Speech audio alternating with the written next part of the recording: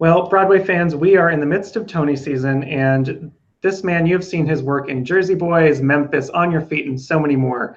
And now he's here with a second nomination for Ain't Too Proud, The Life and Times of the Temptations. I'm Sam Eckmann of Gold Derby. Sergio Trujillo, thank you so much for joining me today. The Temptations have, in addition to an iconic sound and an iconic soundtrack, their movement, and their moves were very iconic as well. So I'm just curious what was your first goal in order to adapt that to the stage and make it your own? Yeah, I mean, I think by far this is probably, out of all the shows that I've done and the shows that are autobiographical, I had the most pressure to outdo myself because of the Temptations are legendary for their choreography, for their moves.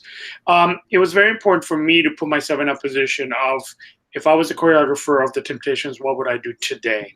And also to look at, I wanted to look at their choreography through the lens of dance today. Dance has evolved since the 50s and 60s, since they made their first impressions. And because I think that if I would have just choreographed a lot of movement that was very, very much like what they did, I think that it would not have crossed over. It would not have adapted easily to our story. So, I took a lot of things into consideration, and a lot of that has to do with, we are actually doing our own musical. It's a musical adaptation of the Temptations. We're not recreating the Temptations as they were. Right. Were there any specific elements or outside sources of inspiration you used in that regard?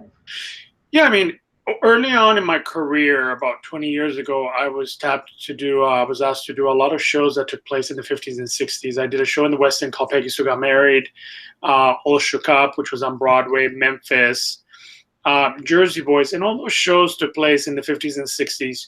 So I back then I did a lot of research, and we didn't have YouTube, so I actually went to the Library of Film and Television here in New York City.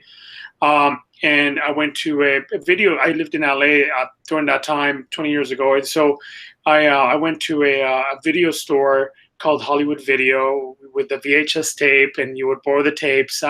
So I watched a lot of Hullabaloo, The Tammy Show, American Bandstand, and anything I could get my hands on that had, movement from that period. I looked at the Cadillacs, I looked at the Four Tops, and of course I looked at the Temptations. So when it came time for me to choreograph this show, I had all of this wealth of information and knowledge and research, and I just had to trust that, I just let myself go. Yeah, and it's not the first time you've done this type of biographical musical. You've worked on Jersey Boys, On Your Feet with Gloria Estefan, which you were Tony nominated for, Summer, the Donna Summer musical. Do you find it's more challenging to create something when there is the framework of this person who's already existed? Yeah, of course. Because I think what's important is to be able to. I mean, I think everyone has an idea of what they think these icons are, but we actually have to make a story that is for our show. We have to create the character for our show. So, for instance, I mean, I think the Jersey Boys, they didn't do anything. They just stood at the microphone and sang. They were, as a matter of fact, they didn't dance. So I created an entirely brand new vocabulary for Jersey Boys that had never existed before. With Gloria Estefan, I made a choice to never look at any of her videos. I created vocabulary that was very specific to her. And the same thing with this show, because I think also, it's somebody else's work. It's not my work. So I would feel, I don't think that it would be fair for me to recreate somebody else's work. Were there any kind of lessons that you took from those past experiences that helped you with the Temptations? I just think confidence. I think, the more I've done it, the more I'm confident to be able to extrapolate of what has existed before.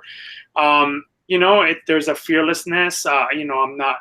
I just go into the room and create and dance. Really, I mean, and each one of these, especially the Temptations. I mean, the music is just, you cannot help but to dance. I mean, it is so soulful. It is so funky. and it's just legendary. I mean, it has global crossover appeal. So anybody, you put on that music and you just want to dance. Yeah.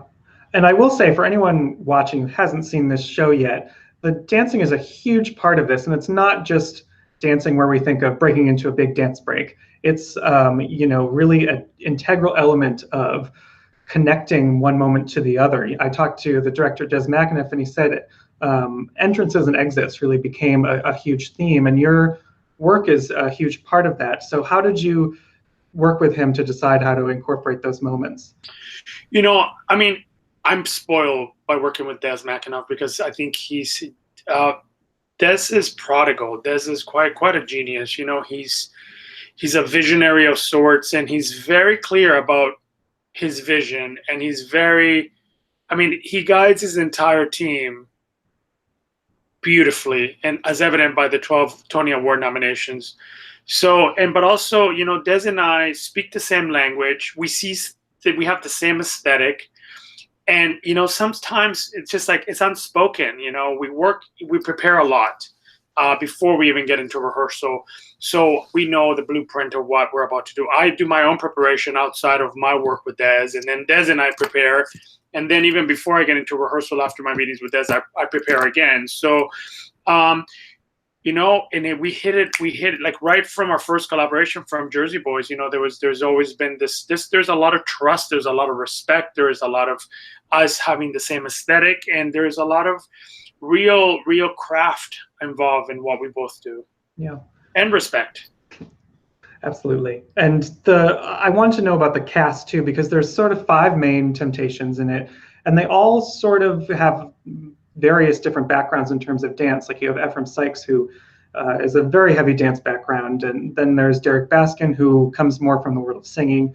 So how did you get all these 5 men to be this unified front? Well, actually, the audition process for Ain't Too Proud was actually really intense. It was probably one of the most exciting dance auditions I've ever held in my career. And the final callbacks were so fierce. I had 30 of the best, most talented African-American dancers in a room. Actually triple threats. And it became almost a religious experience on that afternoon. I remember, I'll never forget it. And they were all really incredibly supportive of each other. They were pushing each other. But, we were looking for real specific things. And so, I've worked with 4 out of 5 of them. James Harkness has danced in 3 of my shows. Derek Baskin was in my cast of Memphis, as was Ephraim. And Jeremy and I did an off-Broadway show called Invisible Thread. So but nevertheless, they all auditioned. I had to audition them. As a matter of fact, Jeremy was the last one to join. And Jeremy, I said to him, I have to audition him. And even though I worked with him, I need to figure out if he's able to do, because the other material was very different. So I said, I need to figure out exactly if he's able to adapt to this style of dance. And we had a great work session. And Joanne was also another one. Joanne, and they all have different approach to how they learn the choreography. Some of them I trust more because I had a relationship with them. I've had history with them, and it's but the most important thing is that what's happened now is that we've created this dance company of sorts, where I can turn around and I can show them choreography and they'll get it right away. And it's because we have this sort of this simpatico, this synergy, this choreographic synergy, really, basically. Mm-hmm.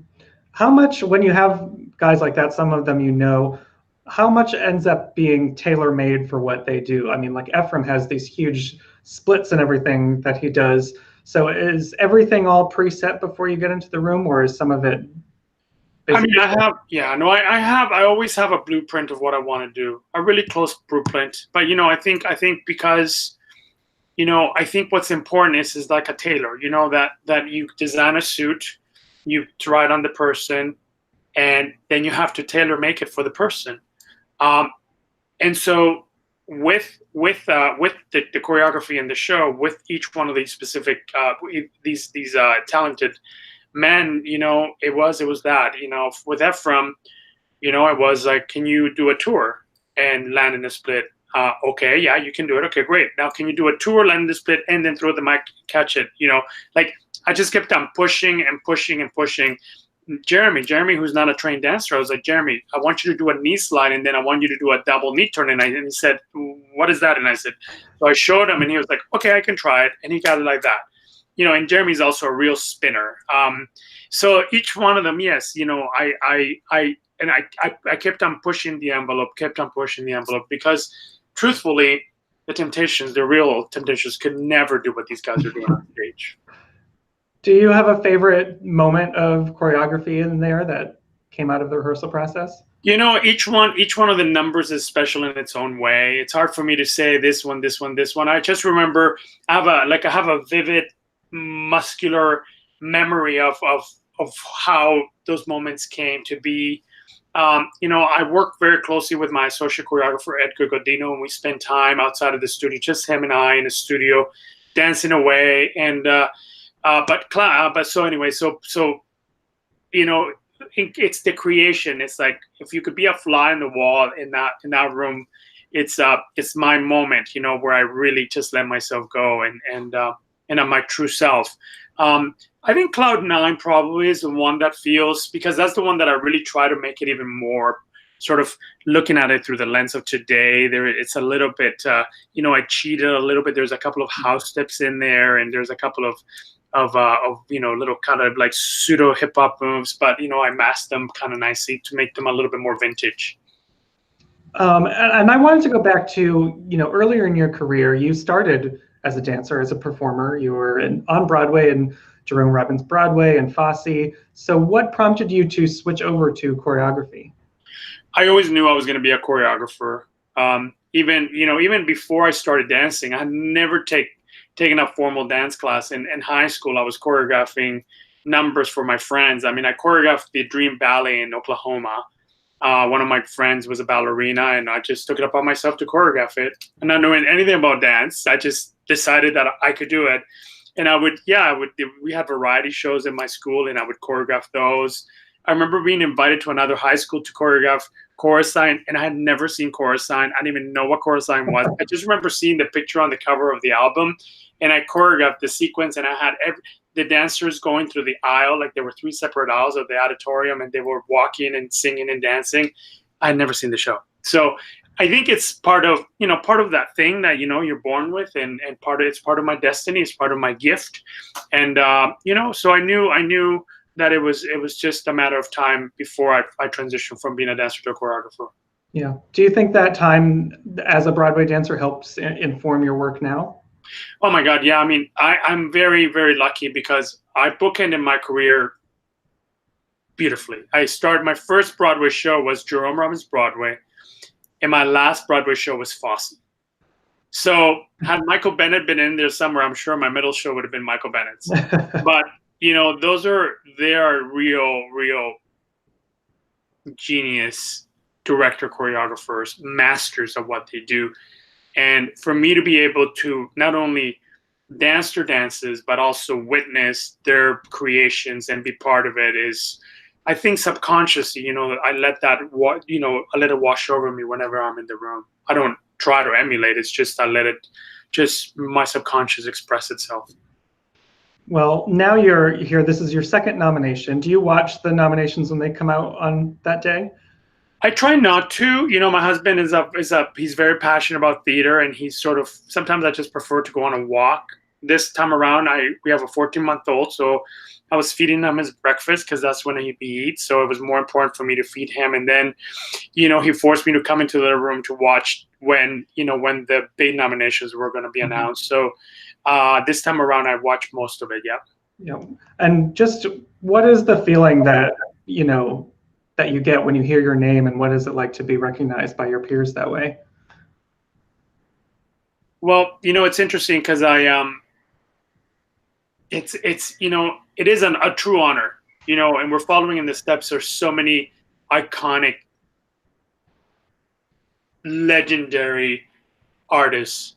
So to join in those ranks is a true privilege. It's also a moment where we take a second to celebrate the season. You feel elated, but this time around, I think that I got the most joy out of finding out that Derek, Jeremy, and Ephraim were nominated, and I actually burst into tears when the three of them were nominated. When Derek got nominated, and then the boys followed suit, I just broke into tears. And then at the end of it, to know that the rest of our creative team was nominated was like the most incredible feeling. 12 nominations, all of us included. It was like our work, all of our hard work and efforts were recognized, and that was a true triumph. Well, it's a very impressive number you got there. We're hoping that it works out for all of you in June. We'll cross our fingers. And everyone who's watching at home, please hit subscribe and stay in touch with all of our updates through Tony Award season. And Sergio, thanks so much for joining me. My pleasure. What a pleasure. Thank you so much. Thank you.